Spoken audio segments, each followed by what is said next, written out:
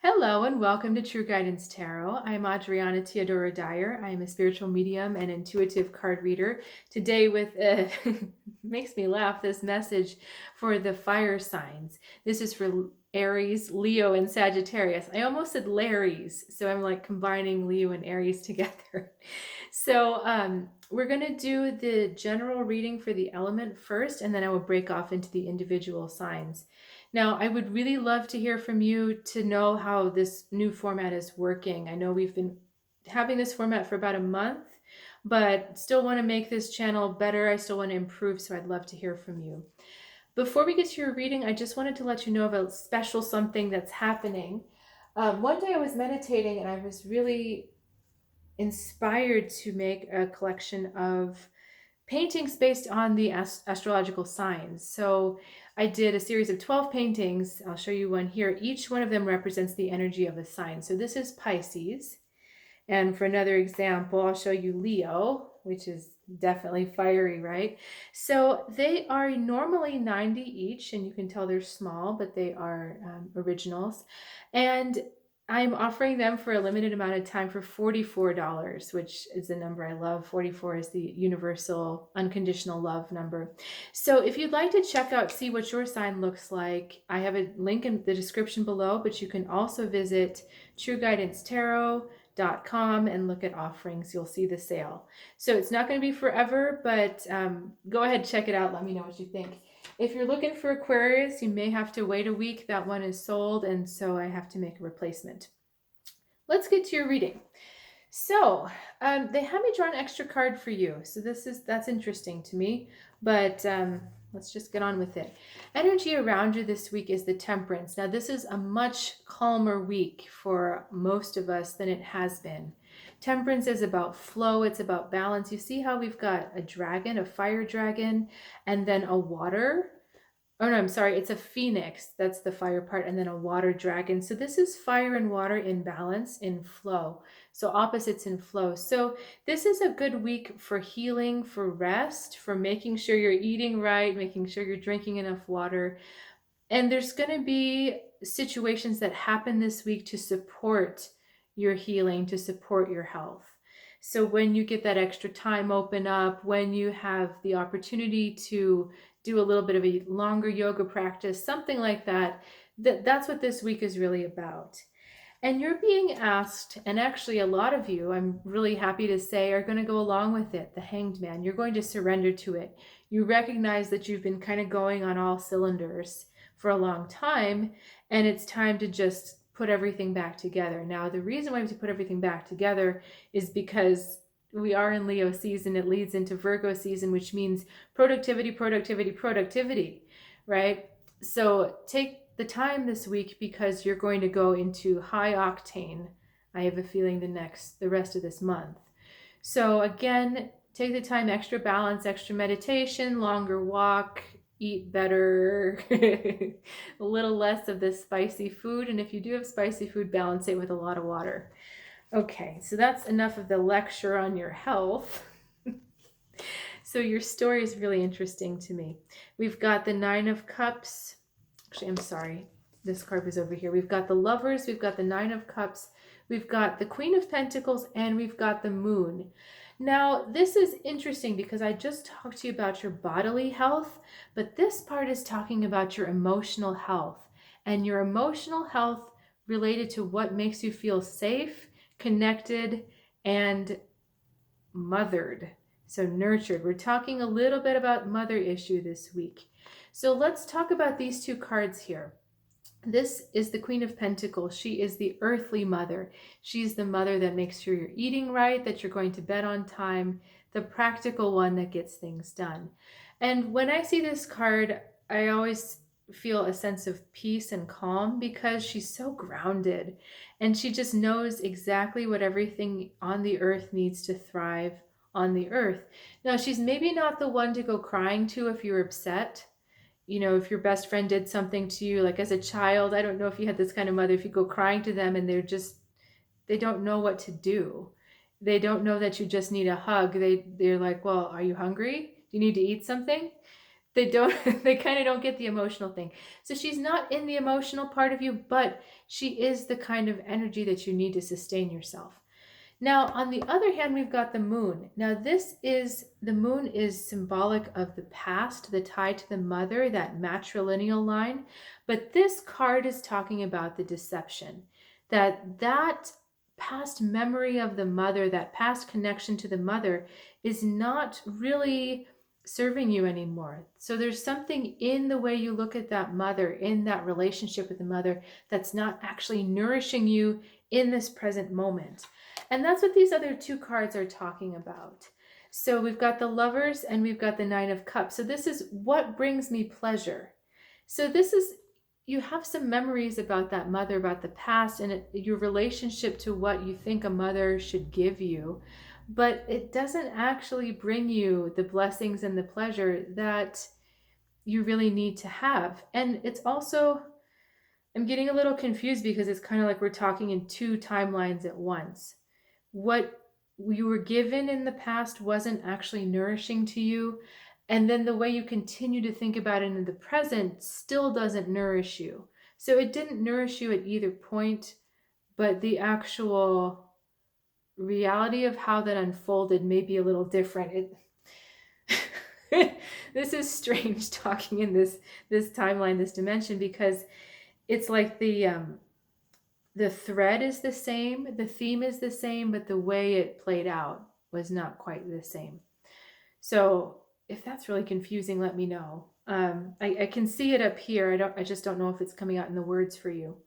So is there anything else we need to see with that? Okay, so going on to the mother, we talked about basically mothering yourself, making sure you're doing the self-care routines, but we're also talking about mothering yourself emotionally.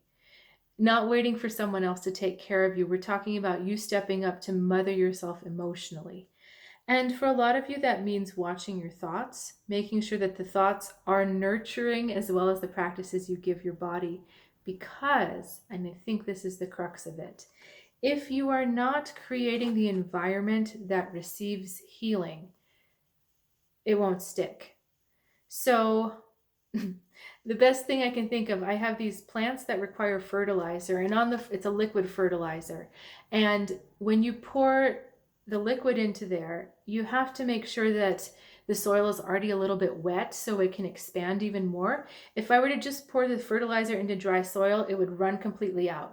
So all those minerals, all those nutrients would not stick in the soil because the soil was not primed. So for these healing rituals, eating well, doing yoga, longer walks, more exercise, more calm, if you're not emotionally receptive to receiving the benefits of those earthly practices, so if you're not open to being emotionally nourished, emotionally nurtured, nothing you do is going to stick. You could eat completely right. You could sleep 7 hours a day or 8 hours or 10 hours. But if you're not in the mindset that you deserve to receive nurturing, it's not going to actually make any difference in your body. So we're talking about the spiritual connection between your psyche and your physical, the emotional and the tangible. So that's our theme. Thanks for sticking with me because that was quite a winding path. And please let me know if you've got questions because I I understand that it probably wasn't the most transparent. Okay, who are we reading for first? We are doing Aries first. And Aries, I'm not trying to call you out, but that past message was a big message for you. I have a bit of Aries in my chart as well, and we love to be taken care of, right? Even though we're so independent. So this is a big kind of call to grow up and stop being the baby because we're not the baby anymore. Okay, so let's go straight to your top 5. Well, you may not be the baby, but you're taking a lot of attention. I mean that as in having a joke on myself as well. Okay.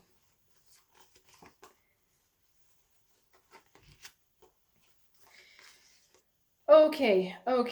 All right. still a little concerned about you guys. We've got the Fool going off this way, the Eight of Swords going off this way, the Queen going this way. Now we've got the Ace of Wands in the middle, and we've got the World on this side. So I'm going to assume that you know nothing about the tarot, and so I'm just going to, and I know that's not the case for a lot of you, but I just want to make sure we have the right baseline for each other. The Fool is the very first card in the major arcana, and it represents the start of something, the start of the journey, the impulsive, naive, innocent way we start on projects, on journeys, on paths of discovery. The World is the last card. So the Fool goes through all the major arcanas in the deck. So Fool goes into Magician, goes into High Priestess. We go through this whole cycle. Notice I'm drawing a circle. And we end at the World, which is 21. And that is the culmination. That is everything you've desired comes true. And you just feel so good when you finally accomplish that thing. Now, you are here, the beginning, the Ace of Wands. Wands are fire, that's you. So you're at the beginning of this process and you're feeling like you're at, it's almost a turning point. Like this is the turning point in a new direction. And you're kind of like, which way do I go? Now, one way is going to lead you immediately, easily to your goal. Do you see that? Now, the other way takes you on a bit of a journey. So because you're not quite sure, because for some reason you're not trusting this impulse to know exactly where you should go, you're being carried away by your emotions, and your emotions are pushing you in this direction that's a bit reckless. And your mind actually strangely is stepping in to stop you, to say, wait a minute, we need to look at this. But unfortunately, the pull of your emotions is so much stronger than your thoughts that you're rushing off reckless, you're rushing off impulsively, you're rushing off kind of foolhardily. And the thing is you think you're following your heart. Now, the interesting thing is you are. It's just that one of these choices is the short path, and one of these choices is the longer path. Because you see, if you choose this path, then you have to go on this journey for the Fool to go through all 20 cards before we get to the 21st card, the World, where you could just take the you could take this shortcut here. So, I don't usually say this, especially to fire signs, but you need to listen to those thoughts a little bit more this week. They're not going to be as strong as your emotional desire to accomplish your goal. That's going to be the overriding inside of you, but it's actually your thoughts you need to listen to this time, because is this really the right direction? It just feels like some of you are like, well, I just need to do something. I'm just going to do it. And you don't think it all the way through. Now, if you follow this advice and you think it all the way through and it still feels like the right direction, and not just feels, but logically adds up to being a good direction for you, go that way. I'm not telling you, right or wrong, because again, both of these choices are eventually going to get you to your goal. This one's just going to take longer. So, this is again about synthesizing the grounded choices versus the impulsive emotional choices. So that's your calling for this week. Again, if you've got questions, please reach out. And who is left? Sagittarius. Nope, hang on a second. I'm so confused. That's the first one we've done. It was just so many cards. Okay, so it's Leo or Sagittarius. Which one, guys? Leo or Sagittarius? Okay, Leo. Yeah, big messages for everyone this week. I think you guys get the prize for the longest video, which I know is frustrating for fire signs on the go, right? But there's just a lot of energy coming through for you. Okay. See why.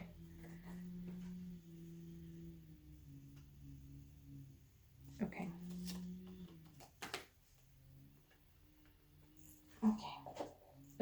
Let me sit with this for a sec, because this is big. We've got the Tower. We've got the Queen of Swords. She's attacking or being attacked by the Five of Swords. And then we've got the Three of Pentacles. So let me just quickly...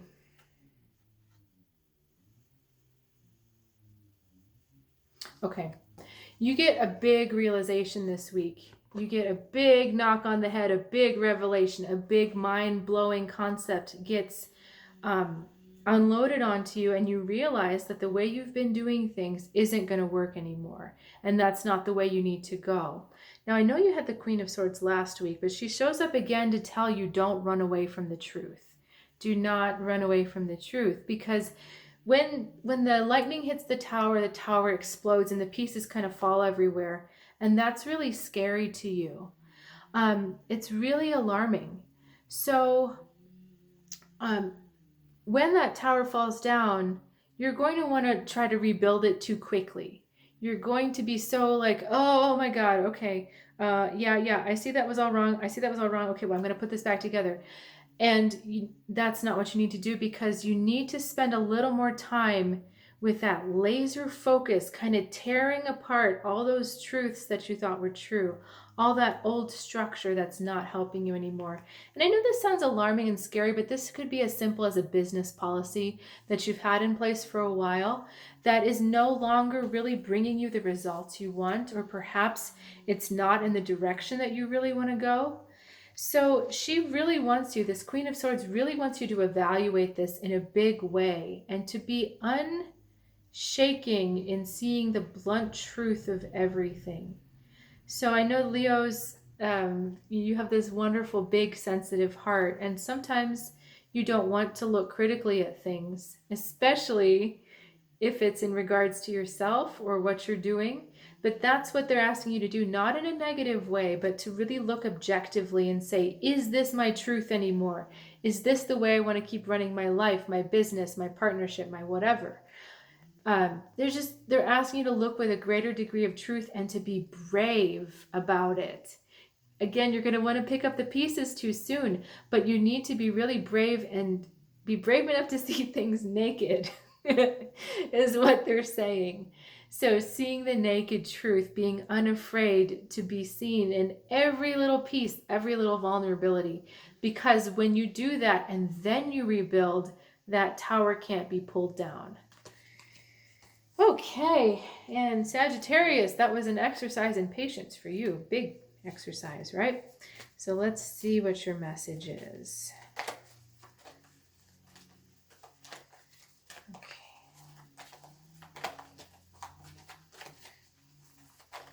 Okay.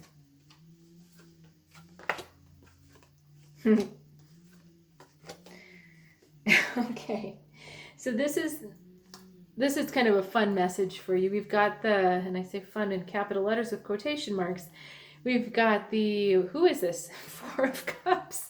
Into the Death, into the Hierophant, into the Page of Cups. And I love this because this to me is like the rebellious teenager energy, and this is like the old-fashioned parent saying, no, you can't, and you being like, yes, I want to. My heart is saying I need to, and this being like, no.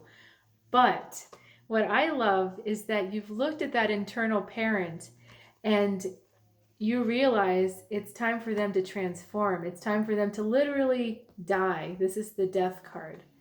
So this old way of thinking, this old way of holding yourself in, this old way of holding yourself down, you're finally like, no, I'm not doing that anymore. I am letting that go. I am breaking out of that prison, like literally breaking out of that prison. And you're so excited about that. But again, this is not going to come out in like a fiery action. This is more in the way that you manage your emotions. So you've done enough introspection to realize that this internal structure needs to come down. It's kind of like what we were talking about in the tarot. In the Leo reading, where their tower was coming down. It's similar to you, but you realize that this is just a new point in your evolution, in your growth, that you can let go of that parent that tells you you can't, that tells you who you are and who you aren't. And it's got these rules for you, these rigid things that you're allowed to be and that you're not allowed to be. And you're like, you know what? That doesn't work with me anymore. I am ready to have a deeper relationship with all the aspects of myself. And that's this page here. You're embarking on the beginning of that journey with yourself. And this is the next phase of it. So we have some ways to go. We still have to get to the Queen. We still have to get to the King, the Knights in there also. But this is the beginning of that phase. And, that rebellious teenager has to start it. They have to be the catalyst for movement. They have to be the catalyst for growth within you. But like I said, all of this is internal. It's internal rebellion against yourself. It's not external. But when you're at peace with this, when you've completed this week, you are going to notice your outside world change. It's going to be kind of like magic. And people are going to be responding to you differently, and you're not going to have to fight the external battles because you've already resolved it on the inside. So, thanks again for sticking with me. I love to see you each week. And please reach out below. I always love to hear from you in the comments. And I'll see you next week.